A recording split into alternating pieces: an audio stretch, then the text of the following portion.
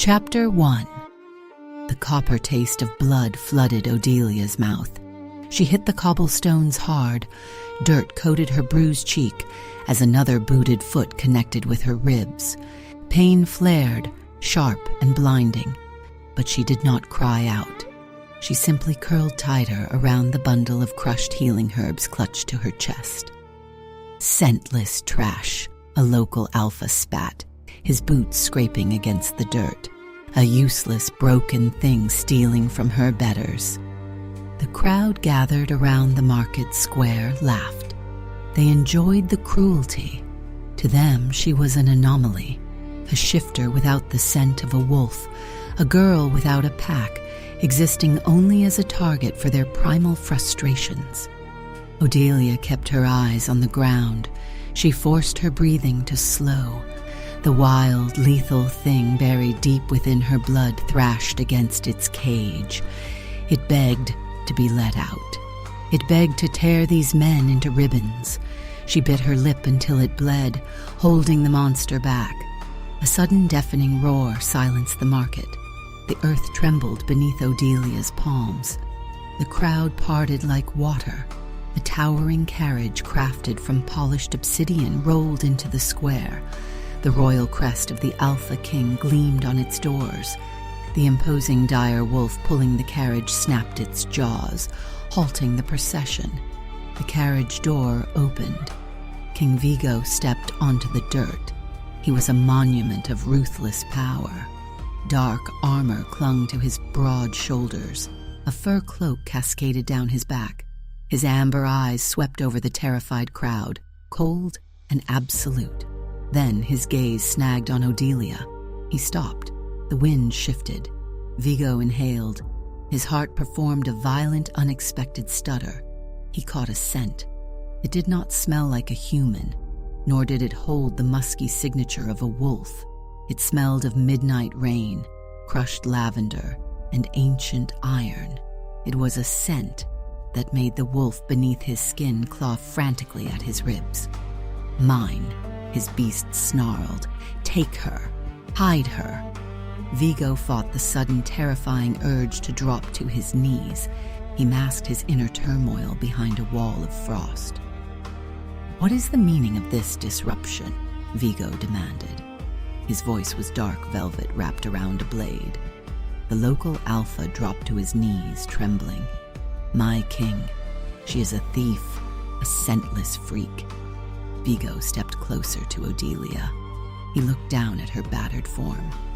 The rational part of his mind demanded he leave this insignificant dispute, yet his boots remained planted. The intoxicating scent wrapped around his senses, dragging him under. He needed her in his fortress. He needed her where he could see her. Chain her, Viggo ordered his guards, his tone devoid of emotion. Bring her to the Obsidian Court. I will question this thief myself. Odelia's stomach plummeted. Her carefully constructed decade of hiding was unraveling in seconds. The royal guards hauled her to her feet, fastening cold iron cuffs around her wrists. Hours later, she was thrown onto the freezing stone floor of the Obsidian Court. The colossal iron doors slammed shut, sealing her inside. Footsteps echoed in the cavernous hall. Viggo approached, the scrape of his boots deliberate and slow. The rasp of steel filled the silence. Viggo drew his sword. He slid the cold tip of the blade under her chin, forcing her to look up. His amber eyes burned with a chaotic mixture of wrath and undeniable hunger. Tell me, Viggo whispered, the words scraping against the stone walls. What abomination are you? If she shifts, she dies. But if she doesn't, she'll lose everything. Which fate would you choose? Drop your answer below, and don't miss what happens when she faces the Alpha King. Chapter 2. The towering shadows of the Obsidian Court stretched across the vaulted ceiling. The Council of Elders sat upon their elevated thrones, peering down at Odelia like vultures evaluating a carcass. She is a spy, the Supreme Elder proclaimed, his voice echoing with disdain. A creature cloaked in deceit. Let the truth ritual peel away her lies. Above them, a harsh caw interrupted the solemnity. Barnaby, a scruffy black crow with a chipped beak, swooped down from the rafters.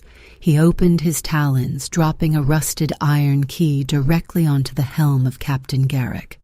The metal clanged loudly. Garrick swatted at the bird with a muttered curse, his face flushing dark red. Despite her binds, the ghost of a smirk touched Odelia's lips. Barnaby always tried to help, even when his timing was atrocious. "Begin the ritual," the Supreme Elder commanded, ignoring the bird. The court mage stepped forward. In his hand he held a whip, woven from silver wire and crackling spell fire. Odelia braced herself. She locked her jaw. She anchored her mind to the cold stone beneath her knees. The whip struck. Agony exploded across her shoulders. The spell fire bit into her skin like acid. Odelia gasped, but she swallowed the scream forming in her throat. She breathed through the sharp copper taste filling her mouth. She would not shift. She would not let the monster out. On the obsidian throne, Viggo gripped the carved stone armrests. His knuckles turned white. As the second lash fell upon Odelia's back, a phantom line of fire burned across his own skin. He flinched. The mate bond, ancient and undeniable, was awakening. It tied her pain directly to his nervous system. His inner wolf raged, pacing wildly against the confines of his mind, demanding he slaughter the mage. "Stop them," his beast roared. "Protect her." Viggo clenched his jaw until his teeth ached. He was the Alpha King. He could not show weakness. He could not halt a sacred trial for a suspected spy. He watched her endure the third strike, and his chest felt as though it were caving in. She did not scream. She did not beg. Her resilience was a terrifying, beautiful thing. "She does not break," the court mage panted, lowering the whip. "And she does not shift. She hides her true nature." The Supreme Elder stood. He pointed a withered finger at Odelia's bleeding form. "If the whip cannot extract the truth, the beasts will. I sentence this spy to the Blood Moon Pit. Tomorrow night we shall see what form she takes when faced with death." He should have sentenced her the moment she stepped inside. So why hasn't he? Whatever he sensed in her, it's not normal, and when it finally breaks free, the entire court will regret it. Chapter 3 is where the truth starts to surface. Chapter 3, the Blood Moon Pit smelled of old rust and despair. The circular arena was enclosed by towering iron grates, trapping Odelia on the sand below. The audience roared from the balconies, thirsty for violence. A subterranean crawler slithered from the holding gates. It was a nightmare, composed of jagged teeth, pale, eyeless flesh, and hooked claws. It hissed, tasting the air for her blood. Odelia fell into a defensive stance. She could not use her true strength. If she tore this beast apart with her bare hands, the court would know she was a monster. She had to rely purely on agility. The crawler lunged. Odelia dove to the side. Sand kicked up into her eyes. The beast's jaws snapped inches from her face. She rolled, pushing off the ground, her muscles burning with the effort of holding her true speed in check. She breathed in the metallic tang of the arena, keeping her eyes fixed on the creature's erratic movements. High above, Viggo sat upon his throne. His posture was rigid. His amber eyes tracked her every desperate dodge. The stone armrest, beneath his right hand, began to fracture under his crushing grip. Dust trickled from the cracked rock. "Give the order, my king," Garrick whispered, leaning close. "Let the archers end her suffering before the beast feasts." Viggo said nothing. His silence was a taut wire ready to snap. He was fighting a war inside his own mind. The rational king demanded he let the trial conclude. The mated wolf demanded he tear the arena apart to reach her. Every time her eyes darted upward to meet his, the slow-burn tension between them pulled tighter. Her gaze held fierce reproach. His gaze held a desperate, suffocating possessiveness. Down in the pit, Odelia stumbled. The crawler seized the opening. Its hooked claws swept out in a vicious arc, raking across Odelia's spine. Her tunic tore. Her skin parted. But crimson blood did not flow. Instead, a blinding, violent violet light bled from the open wound. The crowd gasped in collective horror. Beneath the torn flesh, midnight black, iridescent scales pushed their way to the surface, glittering under the torchlight. The arena erupted into shrieks of terror. Chapter 4. Viggo's restraint shattered. The human facade vanished entirely. Bones elongated and shifted in a blur of motion. A colossal black wolf, wrapped in midnight shadow, vaulted over the balcony railing. He plummeted into the arena, landing with an earth-shaking impact. The crawler hissed, turning toward the new threat. Viggo did not hesitate. He lunged, his jaws clamped around the crawler's throat, crushing windpipe and scale in one brutal bite. Dark blood sprayed across the sand. He tossed the lifeless carcass aside and turned immediately to Odelia. He shifted back to his human form, ignoring the gasps from the audience above. He unfastened his velvet and fur cloak, wrapping it tightly around Odelia's trembling, scaled back. He scooped her into his arms, holding her against his chest. Barnaby fluttered down from the high arches. He landed on the dead crawler, cawing harshly at the king, scolding him for his reckless display. Viggo ignored the bird. He carried Odelia out of the pit, his strides eating up the distance to the royal wing. In the king's private bedchamber, the firelight cast warm, golden shadows across the silk sheets. The room smelled of cedar wood and dying embers. Viggo sat at the edge of the mattress. He held a warm, damp cloth, carefully wiping the violet blood from Odelia's skin. The sexual tension in the room was a thick, suffocating blanket. Every brush of his fingers sent a jolt of electricity through Odelia's veins. The scent of pine and impending rain rolling off him made her breath catch. His touch was unbearably gentle. It broke down the walls she had spent a decade building. "You should not have done that," Odelia whispered, her voice trembling. She pressed her hands against his chest, trying to push him away. "Stay away from me. I am dangerous." Viggo caught her wrists. He pulled her hands away, leaning in until his lips hovered mere inches from hers. "You are mine," he murmured, the words vibrating against her mouth. "I do not fear the dark." Before the moment could go further, a loud banging at the door broke the spell. Garrick's muffled voice called out, demanding an audience. Viggo growled in frustration. He stood, pulling the blanket over Odelia, and stepped out into the hall to confront his captain. Inside the room, the shadows along the far wall began to detach themselves. 3 assassins draped in black stepped into the firelight. Chapter 5. Blades glinted coldly in the hearthlight. Odelia scrambled backward across the bed, pulling the velvet cloak tight against her chest. The heavy oak doors swung open. Viggo rushed back into the room, sensing the shift in the air. One of the assassins spun around. He hurled a small hex-glass vial directly at the king's chest. The glass shattered like ice. A wave of freezing blue magic exploded outward.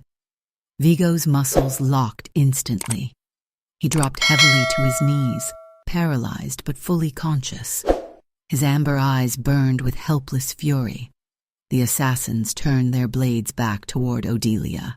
Seeing Viggo fall flipped a switch in Odelia's mind.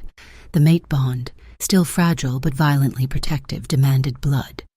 The cage inside her mind vanished. Agony ripped through her body as her bones snapped and lengthened. The velvet cloak shredded into pieces. Towering wings of leathery shadow unfurled from her back, casting monstrous silhouettes against the walls. A long, segmented tail, ending in a curved stinger, dripping with translucent venom, whipped through the air. She grew into a terrifying hybrid, the body of a colossal wolf, the wings of a bat, the tail of a scorpion.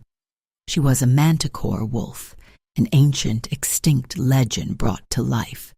She moved faster than the eye could track. Claws tore through armor. Teeth snapped bones. Her venomous tail struck the final assassin, the poison sizzling as it burned through his veins. In seconds, the threat was reduced to absolute carnage. Odelia stood panting, her dark scales slick with blood. She looked down at Viggo, waiting for the disgust. She waited for him to look at her with the same revulsion the world always offered monsters. But Viggo's eyes held no fear. Even paralyzed, his gaze devoured her. His amber eyes burned with awe, reverence, and an absolute terrifying possessiveness. He looked at her as if she were a goddess of death, and he was her most devoted worshipper. The double doors burst open once more. The Supreme Elder, flanked by a dozen heavily armed guards, stepped into the bedchamber. They froze, staring in horrified silence at the mythical monster standing over a pool of shredded corpses. Chapter 6. Panic seized the elders. The Supreme Elder began chanting in a forgotten tongue. Rings of glowing golden glyphs erupted from the floorboards. The magic hummed with a sharp scent of ozone. The rings shot upward, snapping tightly around Odelia's massive paws and pinning her leathery wings to her sides. She thrashed against the bindings. She roared, a sound that shook the dust from the ceiling rafters, but the magic held fast. "Execute the calamity, my king," the Supreme Elder demanded, pointing a trembling finger at the bound beast. "She is a ruinous myth. Slay her before she destroys Obsidian." Barnaby chose that exact moment to swoop through the broken window. He plummeted toward Garrick, dropping a crumpled, blood-stained parchment into the captain's hands. The paper smelled of cheap wax and copper. Garrick unfurled it, his eyes widening as he read the contents. "These are the Elder's seals," Garrick shouted over Odelia's roaring. "The council funded these assassins. They planned to kill the king." Viggo fought the paralysis binding his limbs. Sweat beaded on his forehead.